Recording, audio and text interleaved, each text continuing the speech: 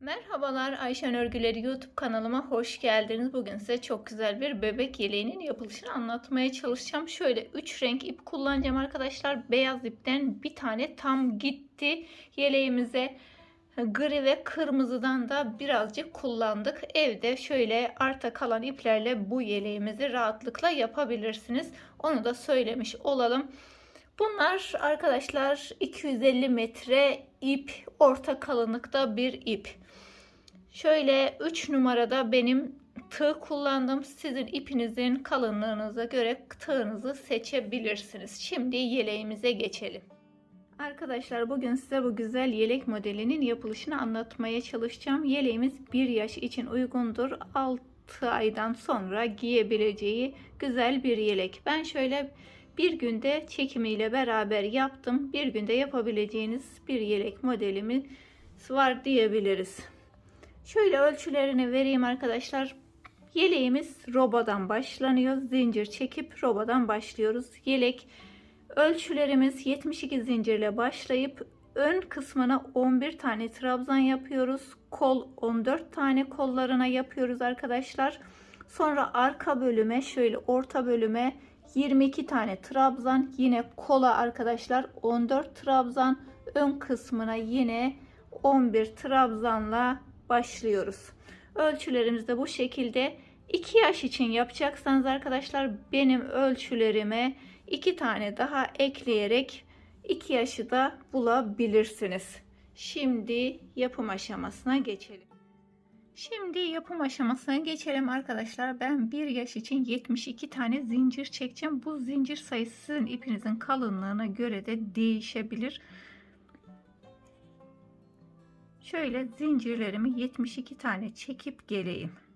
Çok sıkı da çekmeyin, çok bol da olmasın. Şöyle elinizin eğer sıkıysa biraz da bollatın ki üstü şöyle alt zincirimiz trabzanlarımızı yaparken çekme yapmasın. Bu şekilde 72 tane zincirimizi çekip tamamlayalım. Şöyle zincirimi çektim. Mezurayla da ölçeceğim. Şöyle buradan tutuyorum. Herkesin çünkü eli bir olmayabilir arkadaşlar. 33 santim benimki. 33 santim zincir çekmiş olduk. Şimdi 1, 2, 3 tane zincir çektim. Buradan hemen şöyle son bıraktığım zincirden batıyorum. Bunu birazcık da fazla çekin arkadaşlar. Zincir olduğu için şurada artarsa yani 72 çekmenize de gerek yok. Birkaç tane de fazla çekin. Şuradan kesersiniz fazla gelirse makasla. Şimdi trabzanlarımızı yapmaya başlıyoruz. Öncelikle baştaki trabzan zincirimi de sayıyorum. Bu 1, bu 2. 11 tane buraya trabzan yapıyorum. 3,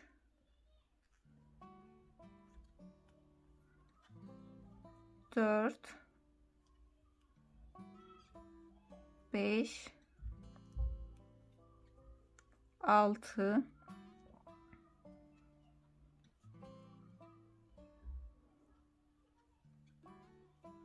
7, 8, 9, 10,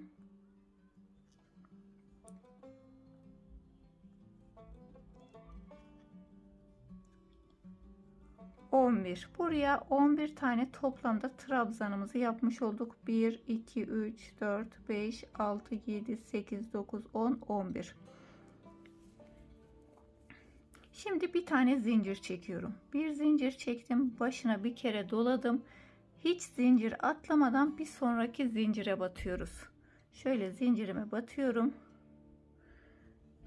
Buraya yine trabzanlarımı yapmaya başlıyorum. Burası ön arkadaşlar. Şimdi kol kısmı için 14 tane trabzan yapacağım. 1,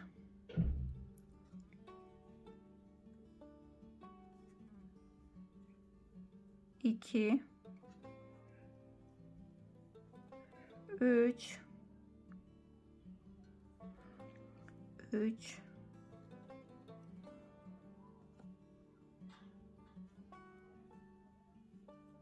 4 5 6 7 8 9 10 11 12 13 14 tane de arkadaşlar kol kısmı için trabzanlarımızı yapmış olduk. Şimdi tekrar bir tane zincir çekiyorum, başına doladım, bir sonraki zincire geçiyoruz. Hiç zincir atlamadan bir sonraki zincire batıyorum, trabzan yapıyoruz. Şimdi arka bölüme geçtik. Buraya da 22 tane trabzan yapacağız. Şöyle aynı şekilde 22 tane trabzanımızı yapalım. Şöyle diğer kısma kadar ben 22 taneyi yapayım. Zincirden sonra buraya arka bölüme 22 tane trabzanımı yapıp tamamladım. Şimdi tekrar kol kısmına geçiyoruz. Bir tane zincir çektim, başına doladım. Bir sonraki zincire batıyoruz. Zincir atlamadan bir sonrakine batarak buraya yaptığımız gibi arkadaşlar 14 tane koluna 14 tane trabzan yapıyoruz. Diğer kolda yaptığımız gibi 14 tane trabzanımızı yapalım. 14 tane trabzanımı yaptım kol için. Şimdi tekrardan öne geçiyoruz. Bir tane zincir çektim, başını aldım, bir sonraki trabzan zincire batarak devam ediyoruz. Önüne de 11 tane arkadaşlar trabzan yaparak tamamlayacağız. 11 tane trabzanlarımı yapıyorum. Şöyle 11 tane trabzanımızı yaparak kenara gelelim. 11 tane trabzanımı yaptım. Ben birkaç tane de ne olur ne olmaz diye fazla zincir çekmiştim.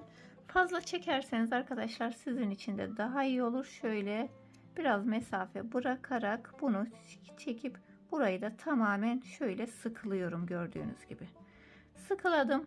Tekrar şimdi buradan bir zincir çekip döndürdüm. Başına alıyorum. Hiç zincir çekmeden buraya batıyorum. Birinci trabzana batıyoruz. Bu 11 tane ön kısmına yaptığımız trabzanları şu çektiğimiz zincire kadar trabzan yapıyoruz. Son trabzana battım, 11. Saymaya gerek yok arkadaşlar. Ben sadece siz görün diye saydım. Yani burada çektiğimiz zincire kadar trabzanlarımızı yaptık. Şimdi buraya başını aldım. Bu çektiğimiz bir tane zincirimiz vardı. Zincirin içine batarak bir tane trabzan yapıyorum. Bir tane buraya artırmış olduk. 12 tane burada trabzan sayımız oldu. 1-2 zincir çektim. Başını aldım. Tekrar aynı zincirin içine batarak bir tane de artırmayı arkadaşlar arka tarafa yapıyorum. Yani kol kısmına yapıyoruz. Bir sonraki kısma yapıyoruz. Yine buradaki trabzanlarımızı da bu şekilde yapacağız. Bir dahaki zincire kadar trabzanlarımızı örüyoruz. Şöyle ikinci zincir kısmına kadar geldik. Yine başına alıyorum. Zincire batarak bir tane trabzan yapıyorum. 1-2 zincir çekiyorum. Yine aynı zincirin yerine batarak bir tane daha trabzan yapıyorum. Bu sırayı bu şekilde bu aralara 2 tane trabzan yaparak arkadaşlar 2 tane de zincir çekerek şöyle başa kadar trabzanlarımızı yapıp tamamlayalım. Sizin de değerli vaktinizi almayayım çünkü aynı şekilde yapıp bitireceğiz. Sıramızı bitirelim. Sıramızı yapıp ikinci sırayı da bitirdik. Aralara 2 tane artırma yaparak bu sıramızı tamamladık. Üçüncü sıraya geçiyoruz. Bir tane zincir çekip döndürdüm. Başını aldım. Yine ilk baştaki trabzana batarak trabzanımı yapıyorum. Buradaki bütün trabzanları yaparak zincir çektiğimiz 2 zincir çektiğimiz yere kadar trabzanlarımızı yapıyoruz.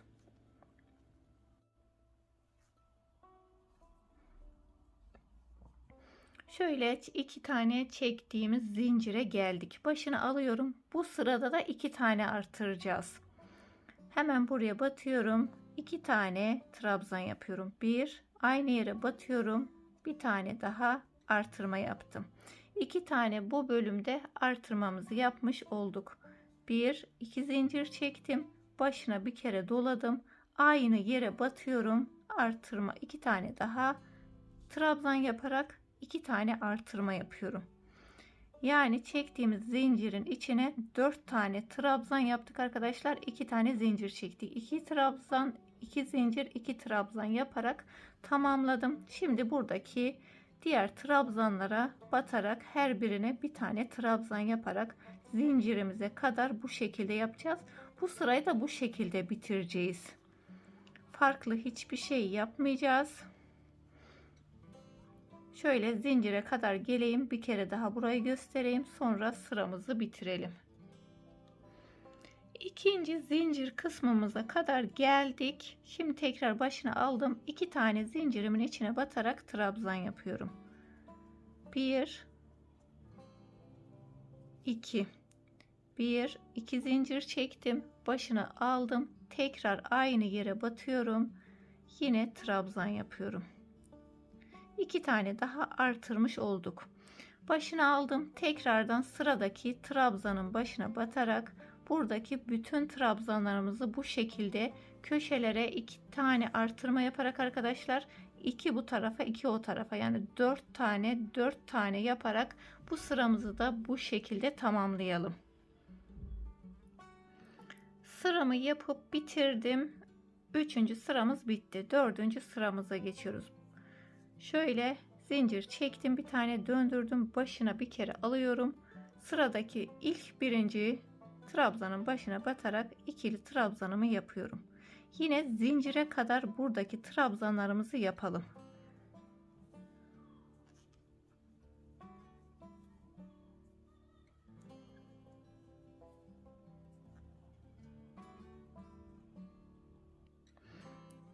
Zincirimin 2 zincire kadar trabzanlarımı yapıp geldim, başına alıyorum. Zincirimin içine batarak bir tane buraya trabzan yapıyoruz. Bu sırada bir tane artıracağız. Başına 2 tane zincir çekiyorum. Başına tekrardan aldım. Aynı yere bir tane daha trabzan yaparak bu sırada da bir tane artırıyoruz. Şöyle ilerliyor arkadaşlar. İlk sırada zaten artırma yapmadan sadece zincir çekiyoruz. Bir sırada tek artırıyoruz. Bir bu sıraya, bir bu tarafa.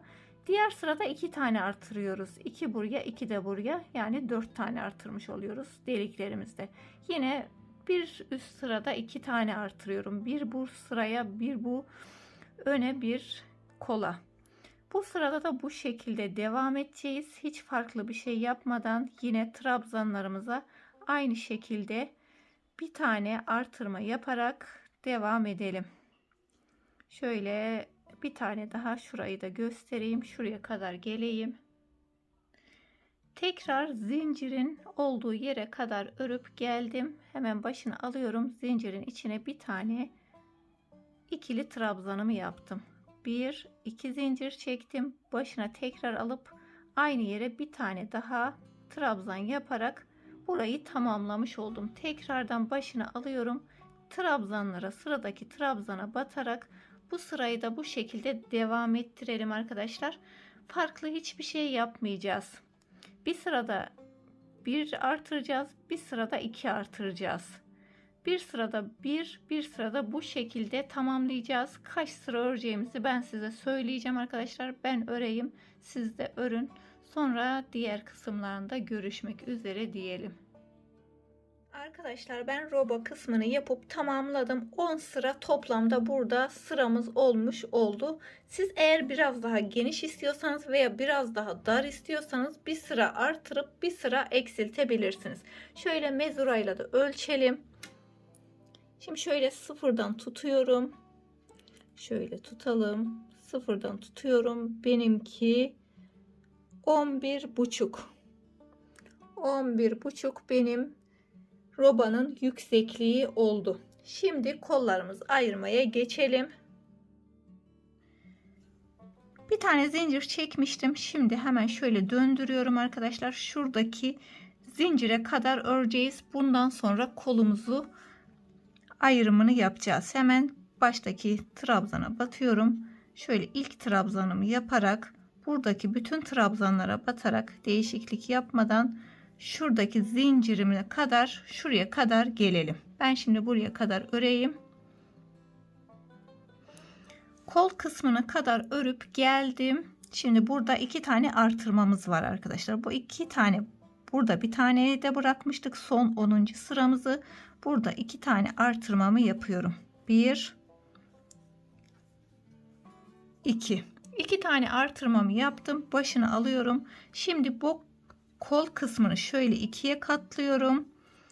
Buradaki hemen zincirin içine batarak 2 tane trabzanda buraya yapıyorum ve kolumuzu şöyle ayırmış olduk. Gördüğünüz gibi kolumuz ayrılmış oldu. Şimdi arka bölümü diğer kola kadar öreceğim. Şimdi buraya bir tane daha yine artırma yapıyorum. Trabzanlarımı yapmaya başlıyorum. Ta ki buradaki kol ayrımına kadar. Buraya kadar yapalım. 2 tane yine trabzanımızı yapıp tekrar kolumuzu ayıracağız arkadaşlar. Aynı şekilde. Ben şimdi buradaki trabzanlarımı öreyim.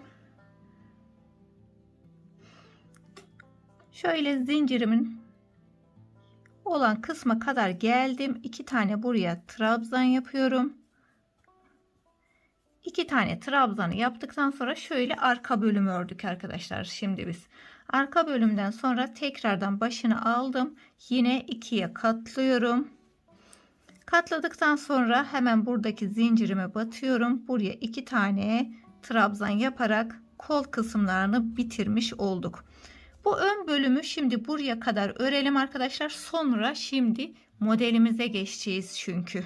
Model kurmaya başlayacağız. Ben trabzanlarımı bitireyim. Siz de kenara kadar gelin, modele geçelim.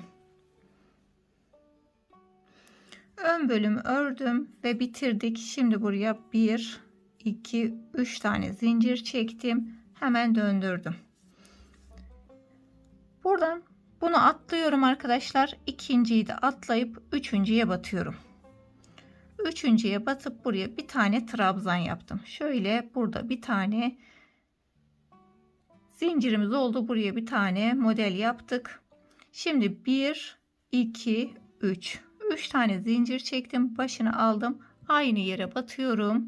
Tekrar buraya bir tane V oluşturuyorum. Normalde bundan battaniye çektim arkadaşlar ben. Onda 3 atlayıp 1 2 3 atlayıp 4'e batmıştık. Yelekte biraz daha alt kısmı böyle geniş olsun istiyorum. O yüzden 2 atlayıp 3'e batacağım. Başını aldım. 1 2 3. Üçüncüye batıyorum. 1 2 3. Aynı yere battım. Şöyle birazcık daha pelerinli gibi olsun istiyorum yeleğimin bu kısmı. 1 2 3. Üçüncüye batıyorum. 1 2 3 zincir aynı yere batarak yine bir tane V oluşturdum. Başını aldım. 1 2 3. 2 atlayıp üçüncüye batıyoruz. 1 2 3. Aynı şekilde takım yapabilirsiniz. Hem yelek hem battaniye yapabilirsiniz bu modelden. Hem yapımı çok kolay. Şöyle bir günde örebilirsiniz. Başını aldım. 1 2 3. Üçüncüye batarak bu sıramızı bu şekilde örerek şöyle başa kadar gelelim. Sıra sonuna geldim. Burada 3 tane trabzanım var. Bu şekilde denk geldi. Hemen sonuncuya batıyorum. Buraya bir tane kenar trabzanı yapıyorum. Zaten diğer tarafta da bir atlayıp ikinciyi yapmıştık. Bir de burada vardı 3. Şimdi şöyle şunu ipekleyeceğiz. O yüzden buradaki 2 tanesini kapatmadan hemen renkli ipime geçiyorum. Şöyle siyahın üzerine aldım arkadaşlar. Gece çekimi olduğu için birazcık belli olmuyordu. Son 2'yi bununla beraber kapattım. Hemen bunu da buraya alıyorum. Bir tane zincir çekip bu ipimi de buraya çekerek şöyle ipimizi değiştirdik. Hemen döndürüyorum. Şimdi hemen tekrar bu tarafa alıyorum. 2, tekrar bu tarafa alıyorum. 3 tane zincir çektik. Hemen bunu buradan kesebiliriz. 3 tane zincir çektim. Şimdi ta buraya batacağız. Buradaki yaptığımız V'nin içine batıyorum. Buraya 4 tane trabzan yapacağız. 1 2 3 4 4 tane yaptıktan sonra zincir çekmeden, başını almadan bir sonraki yaptığımız hemen zincirin içine batıyorum. Yine buraya da 4 tane trabzan yapıyorum. Bu sırayı hep bu şekilde devam edeceğiz. 4 tane de buraya yaptım. Tekrar başını aldım. Bir sonrakine batıyorum.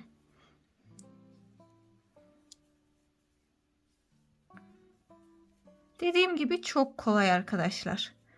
Hemen bir sonrakine.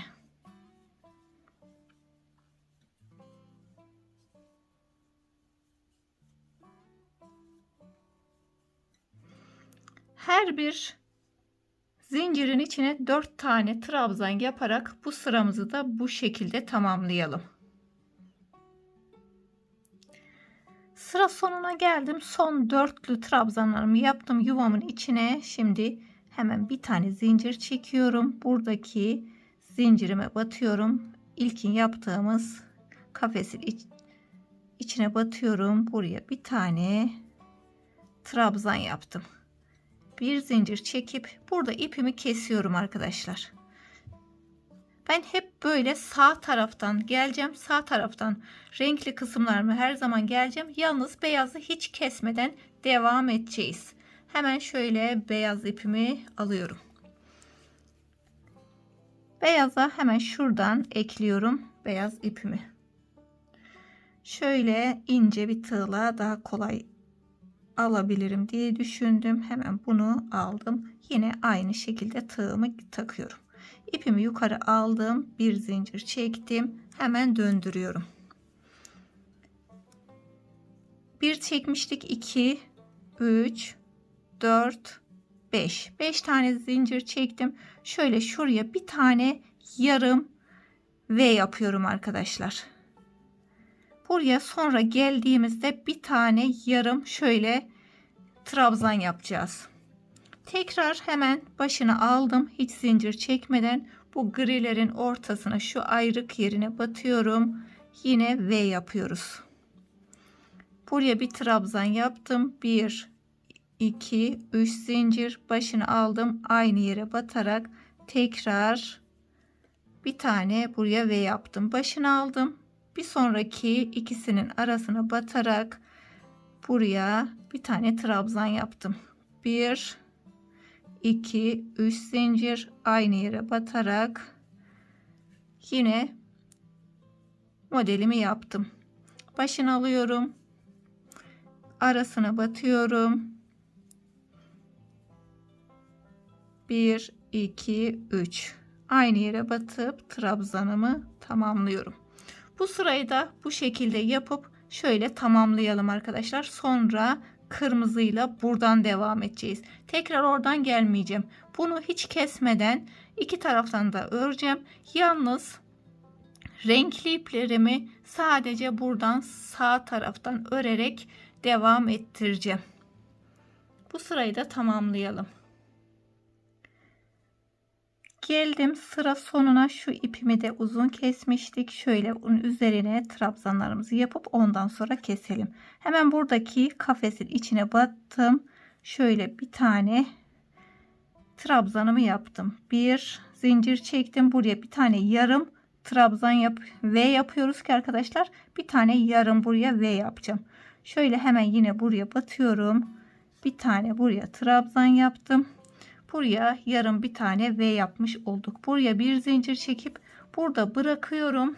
Buradan devam etmeyeceğim. Her zaman düz tarafından yapacağım renkli kısımlarımı. Hemen kırmızı ipimi alıyorum. Buradan başlayacağız. Buradaki hemen trabzanın zincirinden batıyorum. Şöyle zincirden battım. İpimi alıyorum. İlmeğimi çıkardım. Buraya bir tane zincir çekip ve sabitliyorum. Şu ipimizi de arkadaşlar şöyle bu tarafa alalım. Üzerine trabzan yapalım. 2 tane zincir çektim. Buraya 2 tane trabzan yapıyorum. Zincirle beraber 3 tane trabzanımız olacak. Şöyle üzerine de trabzanlarımızı yaptık zincirimizin. Hemen burayı 3 tane de bırakıyorum. Bir sonrakine geçip buraya 4 tane yapıyorum. Şöyle 2 3 4 tane yaptık. Bir sonrasına geçiyorum.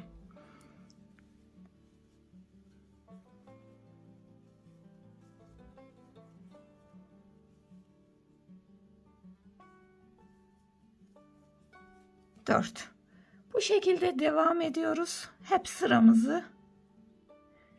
Kırmızıları da bu şekilde dörtlü yaparak sonunda arkadaşlar sonuna geldiğimizde şuradakine yarım yapacağız yine. Şuna 3 tane yapıp tamamlayacağız. Ben şimdi bu sırayı bu şekilde yapayım. Sonunu tekrar göstereyim. Sıramı bitirdim. Sıra sonuna geldim. Buradaki yarım modelimize geldik. Bunun içine de 3 tane yapıyorum. Şöyle şurayı tutalım. 1 2 şöyle üçüncü de arkadaşlar şu ilmeğimi de içine bırakıyorum.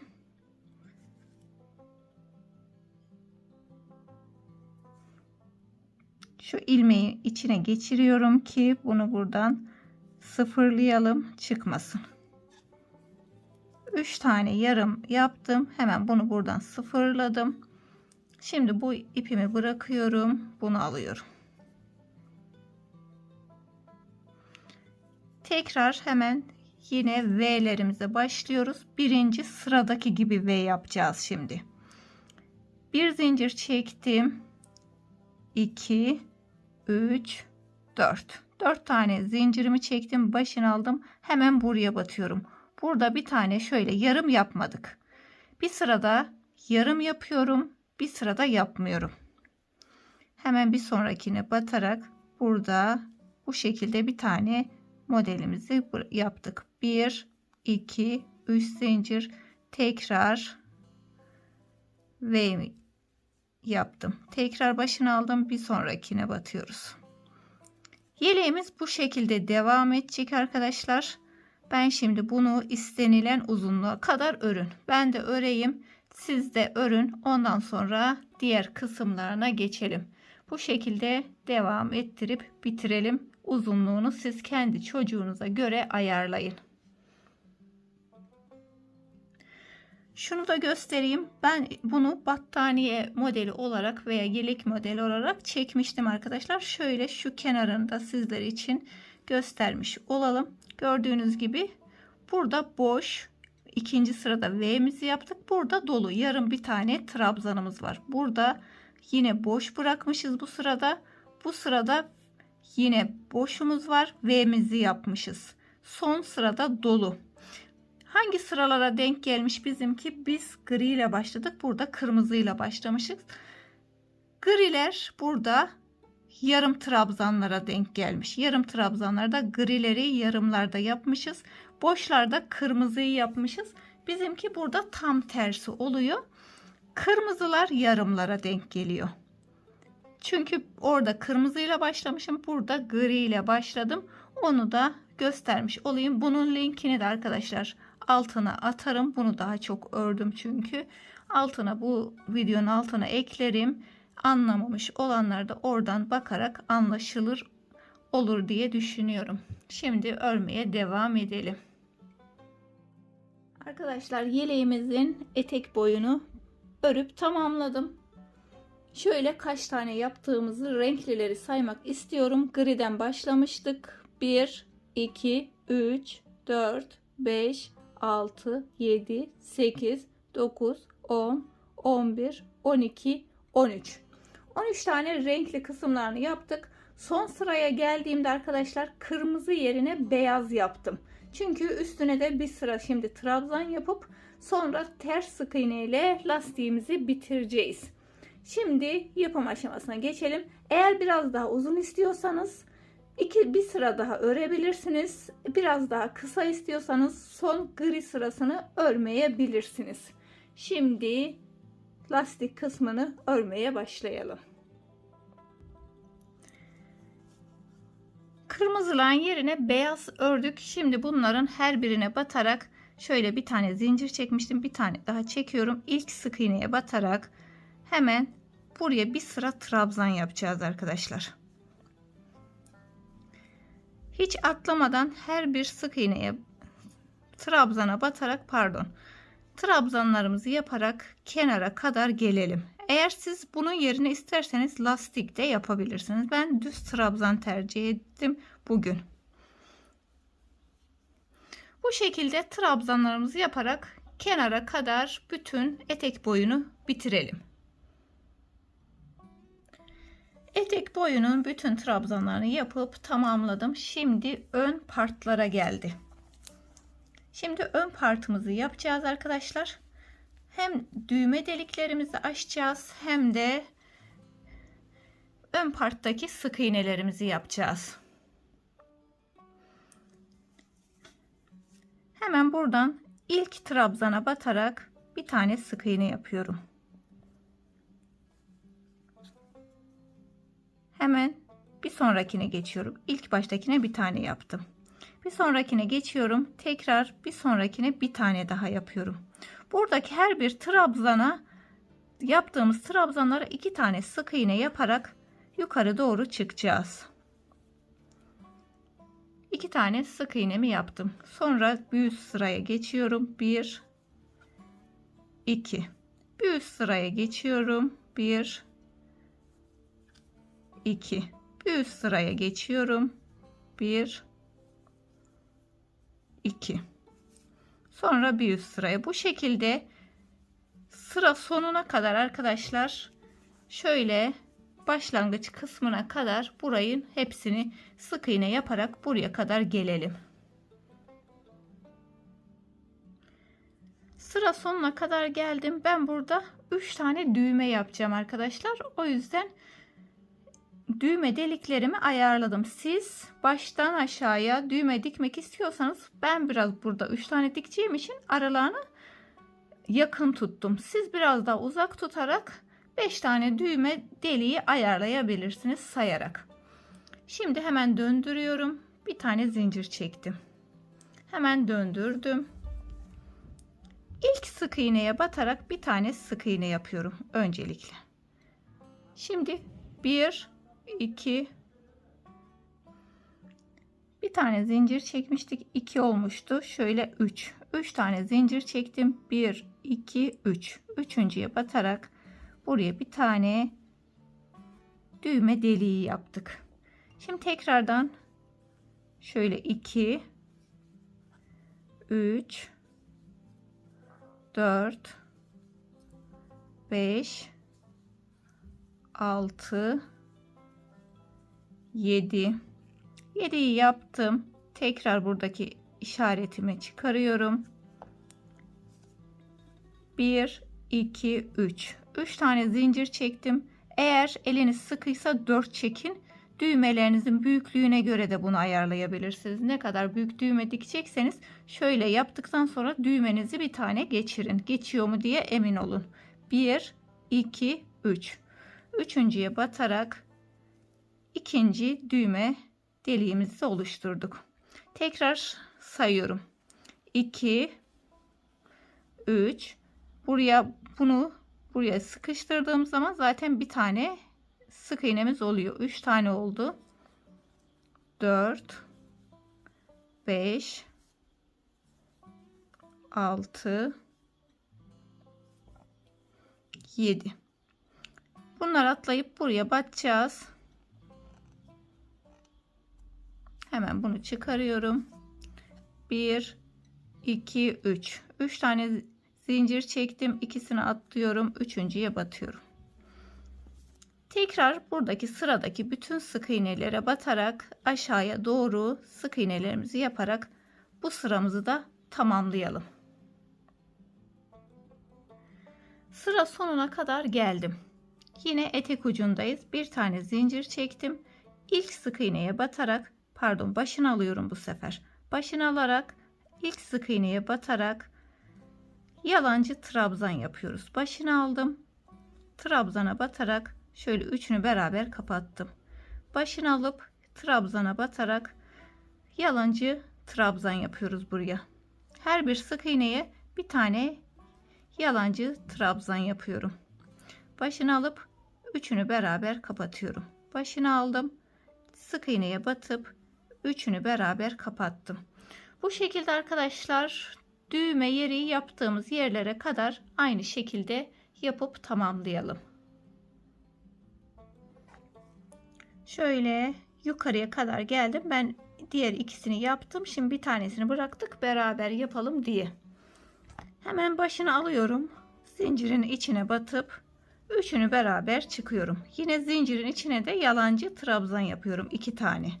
2 tane yaptıktan sonra tekrar başını aldım. Bu son ilk başta yaptığımız sık iğnenin içine batıp son yalancı trabzanımı yaptım. Şimdi buradaki ön partımız bitti. Burada artık hiçbir şey yapmayacağız. Bitti. Yaka bölümündeyiz. Yaka bölümünde olduğumuz için şöyle hemen buradaki ilk sık iğneye batıyorum. Buraya bir tane sık iğne yaptım. Buradaki sık iğneye de batıp buraya da yaptık. Bir sonraki şu bölüme batıyorum. Sık iğne yaptım. Bu yaka bölümündeki buradaki bütün zincir, ilk çektiğimiz zincir bölümümüz burası. Bu zincir bölümüne batarak her bir sık zincire batarak bir tane sık iğne yaparak başa kadar geleceğiz. Diğer part bölümünü de ipimizi koparmadan aşağı doğru yapacağız. Hem burası da düzgün bir şekilde sık iğne yaparak zincirimizi kalınlaştıracağız. Her bir zincire batıyoruz. Hiç atlamadan her bir zincire batarak bu şekilde sık iğnelerimizi yaparak şöyle bütün yaka bölümümüzü buraya kadar, bu ön kısmına kadar yapalım. Buraya kadar yapalım. Ondan sonra üstten aşağı sık iğnelerimizi yapacağız arkadaşlar. Ben şimdi bu bölümü şöyle sık iğnelerimizi yapıp buraya kadar geleyim. Şöyle yaka kısmını hepsini yapıp sık iğnelerimi yaka bölümünden diğer yaka bölümüne kadar yapıp tamamladım. Şimdi diğer ön part ikinci kısmı yapacağız. Burada hiçbir şey yapmadan arkadaşlar diğer tarafı nasıl yaptıysak düğme deliği açmayacağız. Burada sadece sık iğne, 2 sıra sık iğne. Sık iğne gideceğiz. Tekrar sık iğne geleceğiz. Tekrar yalancı sık iğne giderek burada tamamlayacağız. Şimdi düz taraftan gideceğiz. Ters taraftan tekrar geleceğiz. Düz taraftan yalancı trabzanımızı gideceğiz. Şöyle başlangıcını yapayım. Siz zaten diğer kenarda nasıl yaptıysak aynı şekilde yapın. Her bir trabzana 2 tane sık iğne yapıyoruz zaten. 1 2 1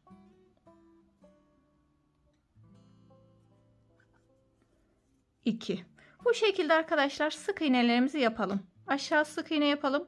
Yukarı tekrar bir daha sık iğne yapalım. Son geldiğimizde arkadaşlar yalancı trabzan yaparak part bölümümüzü diğer tarafta yaptığımız gibi, yani şurada ne yaptıysak zaten düğme deliklerimizi açtığımız için burada sadece düz örgü öreceğiz. Burayı da 3 sıra 2 sıra sık iğne, bir sıra yalancı trabzan yaparak tamamlayarak şöyle aşağıya kadar gelelim. Burada en son ters sık iğne yaparak alt etek bölümünü bitireceğiz. Ön kısmının part bölümünde yapıp tamamladım. Şimdi etek boyundaki lastik kısmımıza geldi. Trabzanlarımızı yapmıştık. Şimdi ters sık iğne yapacağız arkadaşlar. Ters sık iğneyi nasıl yapıyoruz? Onu da şimdi göstereceğim. Şimdi normalde buradan öteye gidebiliyoruz. Şöyle hemen tersini döndürüyorum. Şöyle hemen ilk sık iğneye batıyorum. İlk sık iğneye batıp şöyle buradan ilmeğimi alıyorum. 2 tane ilmeğim beraber kapatıyorum. Hemen bir sonraki sık iğneye batıyoruz. Buradan batıp ilmeğimi arkadan alıyorum. Şöyle ikisini beraber kapatıyorum. Eğer burada arkadaşlar bir genişleme, filoşlama olduysa şöyle bir tanesini atlayın, arada bir. Şöyle aradakini bir tanesini atladık, ikinciyi yaparak filoşlanmayı da bu şekilde önleyebilirsiniz. Sıradakine batıyorum. Tekrar sıradakine batıyorum. Bir tane atlayıp bir sonrakine batıyorum. Bu şekilde de ters sık iğnelerimizi yapıyoruz. Gördüğünüz gibi böyle bir iniltili çıkıntılı modelimiz oluşuyor. Bir sonrakine batıyorum. Alıp ilmeğimi getirip buradan kapatıyorum. Bir sonrakine batıyorum. Alıp buradan kapatıyoruz. Bunu atlayıp bir sonrakine 2 tane yapıyorum. Bir tane atlayıp bir sonrakine batıyorum. Bu şekilde daha da böyle toplu bir şekilde oluyor. Şöyle şunu uzattığımız için o yüzden filoşlanma olabiliyor. Başını almadan hemen buraya batıyorum. Gördüğünüz gibi uzatıyoruz şöyle. Uzattığımız için bir filoşlanma olabilir. 2 tane yaptıktan sonra bir tane atlıyorum. Bunu atlayıp bir sonrakine batarak etek boyunda bu şekilde yapıp tamamlayalım arkadaşlar. Ters sık iğnelerimi yapıp düz tarafını döndürdüm. Son bir tane kaldı. Tersleri buradan böyle bu şekilde yapmıştık. Şimdi döndürdüm. Düz örgü örer gibi son ilmeğimi düz örüyorum. Şöyle son ilmeğe battım. Bunu düz örgü örerek bir tane zincir çekip hemen makasımı alıp ipimi kesiyorum.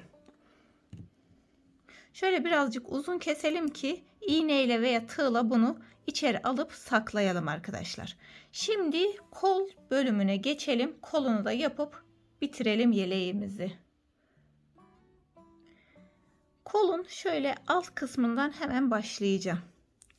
Şuradaki alt bölümden buradan batıyorum. İlmeğimi, ipimi buraya sabitledim. Şöyle bunu da böyle yapalım. 1, 2, 3, 4 tane zincir çektim. Başını aldım. Yine aynı yere batarak buraya bir tane V oluşturuyorum. Şöyle bir tane V oluşturdum. Diğer taraftan gelirken de buraya batacağız arkadaşlar. V'miz tamamen oluşmuş olacak. Başını alıyorum. Hiçbir şey yapmadan hemen şu trabzan atlayıp buradaki boşluğa bir tane V yapıyorum. 1, 2, 3. Tekrar aynı yere batıp V'mi oluşturuyorum. Yine buraya da bir tane V yaptım. Tekrar başını alıyorum. Zincir çekmeden buradan trabzanları sayıyorum. 1, 2, 3. Üçüncüye batarak V'lerimizi oluşturuyoruz. Aşağı etek boyunda nasıl yaptıysak yine burada da 3 zincir bir tane V oluşturarak şöyle başlangıç kısmımıza kadar bu şekilde yapalım arkadaşlar. Buraya kadar gelelim. V'lerimizi yapıp buraya kadar geldik. Şöyle bir boşluğumuz kaldı arkadaşlar. Şimdi buraya bir tane V yaparsak burası çok floşlanmış olur. Hemen başını alıyorum. Şöyle şuraya batıyorum. Buraya bir tane trabzan yaptım. Bir zincir çekip buraya batıyorum. Buraya V yapmadan şöyle şunların ikisine bir tane trabzan yapacağım. 2 buna 2 buna yaparak burada bir tanesini bu şurayı kaybetmiş olacağız. Şimdi hemen ip değişikliğine geçiyorum. Gri ipimi alayım. Hemen gri ipimi aldım. Diğerini ip içinden geçirdim. Şöyle bu tarafa alıp iyice sıkıştırdım. Bir tane zincir çektim. Tekrar bu tarafa alıyorum. Bir zincir daha çekiyorum. Onu arkadan kaybederiz. Şimdi bir tane daha zincir çekiyorum. Başını aldım. Bir tanesini buraya yapıyorum. Trabzanlarımızın 4 tane trabzan yapacağız ya. 2 tane trabzanımız oldu zincirle beraber. İkisini de buraya yapıyorum. Şu ipimizi yürütmeyelim. Şuna burada kenarda dursun. Daha sonra yukarı alacağız çünkü. 1 2 4 taneyi bu ikisine beraber yapmış olduk trabzanlarımızı.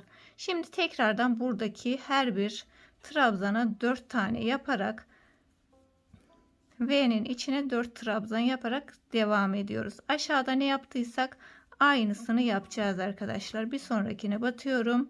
Zincir yapmadan.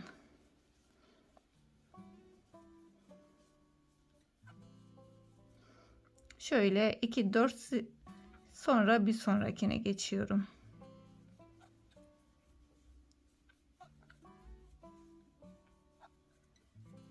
Bu şekilde sıramızı yapıp tamamlıyoruz. Bir sonra yine V'leri aralara yapıyoruz.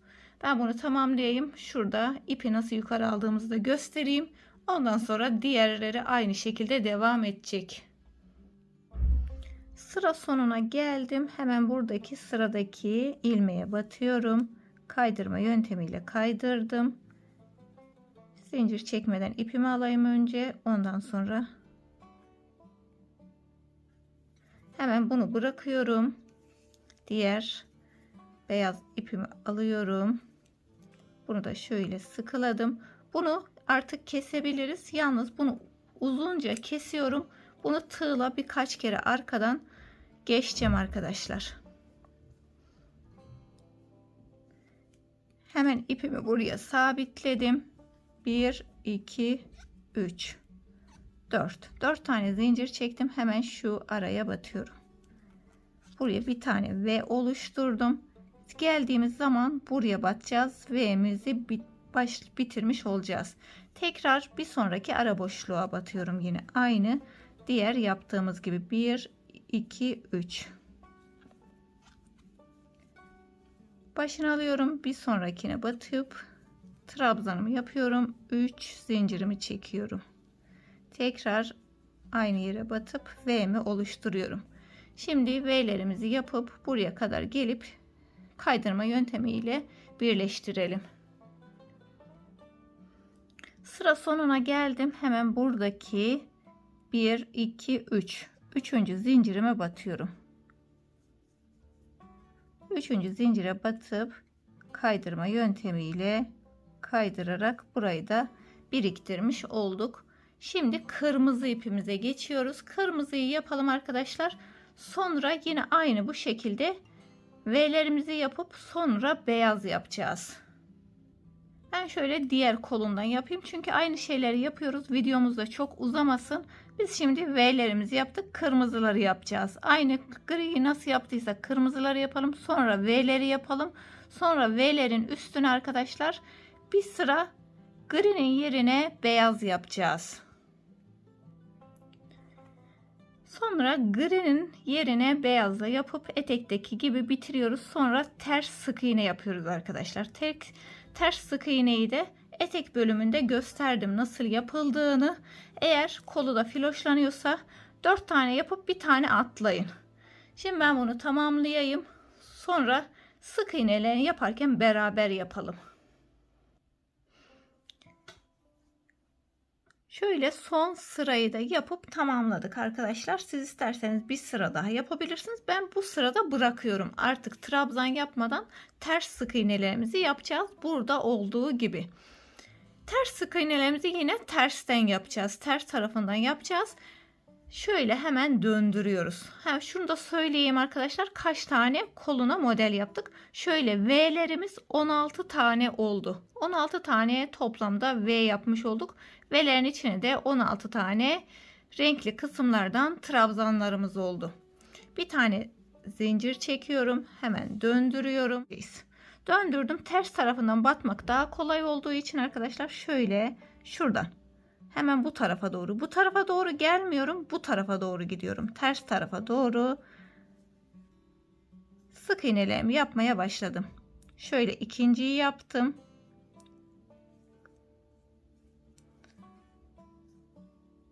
Üçüncüyü yaptım. Dördüncüyü yaptım. Şimdi dördüncüde atlıyorum. 5.'yi bir sonrakine yapıyorum. Burada bir tane atlıyorum. Şimdi bir sonrakine yaptım. Böyle filoşlanma olmasın diye. Tekrar 4 tane yapıp bir tane atlayalım. 1 2